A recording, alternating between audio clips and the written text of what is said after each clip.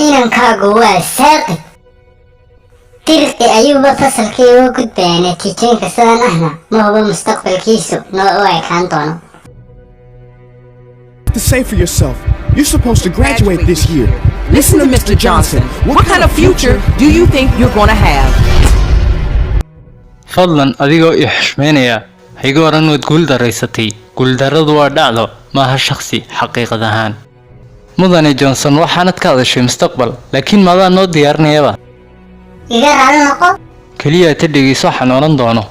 أحكي عنها نقول ma igu raacsantay in shaqooyinka mustaqbalku noqon doonaan qaar qalabaysan ها مركانا dadka guulaysan doonaa waa inay noqdaan qaar faduuli ah hal abuur iyo adkaysiga leh si la qabsaan isbedelada cusub حاجة وجهة ujeedadeedu waxa weeye in dugsigani arrinka aanu xooga saarin laakiin uu xooga saaro dib u hagaajinta macluumaadka iyo taxaan qaadista taasina waa run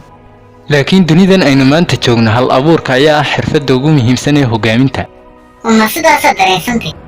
ma aha inaad rumaysatid laakiin laga yaabo inaad rumaysatid 1500 ee maamulay dhawaan yidhi hal abuurka ayaa ah xirfadda ugu muhiimsan ee hogaaminta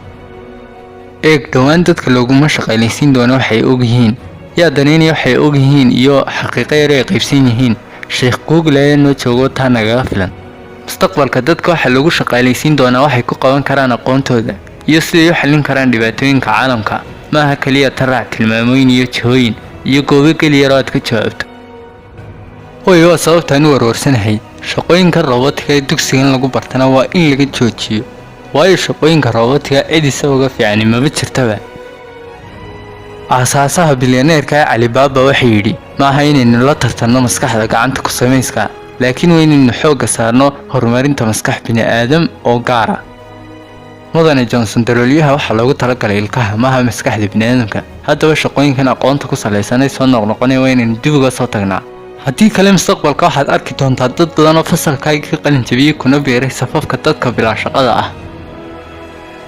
eeg shirkadaha waaweyni maanta ma eegan darajooyinka hooy wadada qadiimiga ahi waqtigeedii wuu dhacay google ayaa laga soo xigtay inuu yidhi GPA-du waxay ka mid yihiin shuruudaha bilaa qiimaha ee dadka lagu shaqaalaysiiyo aasaasaha Tesla ee arrinkaa raacsan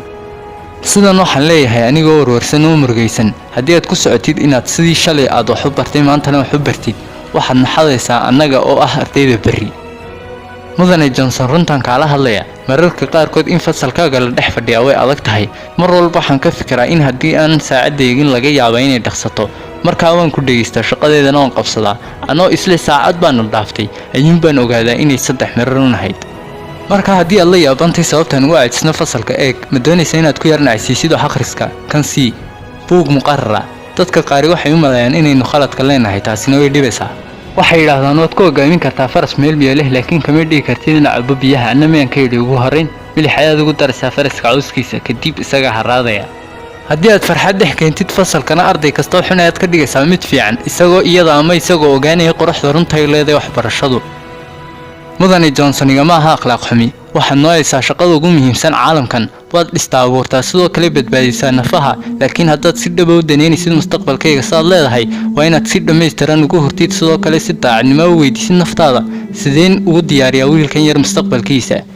kaasi weli wax jira ma aha tani waa tilmaan jawaabtu kuma jirto kan laakiin waxaa ku jirta adoo isticmaalo kan iyo kan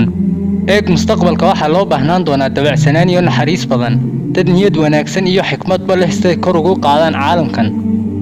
adigana hooy waan ku jecelahay laakiin runta ma ka yara hadlaa haa ka soco ma doonaysa inaad ogaatid qodobka ugu saamaynta badan guusha carruurnimo maaha IQ oo wada cuntaynta qoyska manaynaan yeelan mid ka mida beryaha eeg waan ogahay inaanad mararka qaar igu faraxsanayn sababtuna inay tahay inaanan hayn arday dadaalaya laakiin ma yihi doqon laga yaabo inay taxaamadani 70% ka yihiin darajooyinkayga laakiin 100% eber ay ka yihiin mustaqbalkayga ha ka warwarin waan ka gudbi doonaa fasalkan laakiin waxaan kaaga baahanahay inaad bannaan siiso saan aniga u noqdo si run ahna u noolaado waayo dareenka ugu fiican ee adduunkan ayaa ah inay waalidiintaadu kuu jeclaadaan ciddaa tahay waxaa jira qoraal ku jira buug la yidhaahdo The Prophet haddii aanad waxba arkayna waxaan jeclaan lahaa inaan kula wadaago waa caadi ka soco eeg wuxuu leeyahay carruurtaadu maaha carruurtaada oo wiilasha iyo gabdhaha nolosha socota laftarkeeda way ku soo dhex maraan laakiin adiga kaamay iman way kula joogaan laakiin waxaad leedahay maaha waxaad siin kartaa jacayl laakiin ma siin kartid fikrado waayo waxay leeyihiin fikrado iyaga u gaara waad qaabeyn kartaa jidhkooda laakiin ma qaabeyn kartid ruuxdooda waxay degi doontaa guriyaasha berri markaa hooyo waan qadarinayaa haddii aad siisid jacaylkaan u baahanaysaan u xaqiijiyo riyooyinkayga eeg haddii aynu doonayno guul waa inaynu saddexdeennuba wax ka bedelno dhaqankeenna waxaynu ka hadalnaa mustaqbalka laakiin mustaqbalku waa imika annagoo dhan ayaana imikadan abuurnaa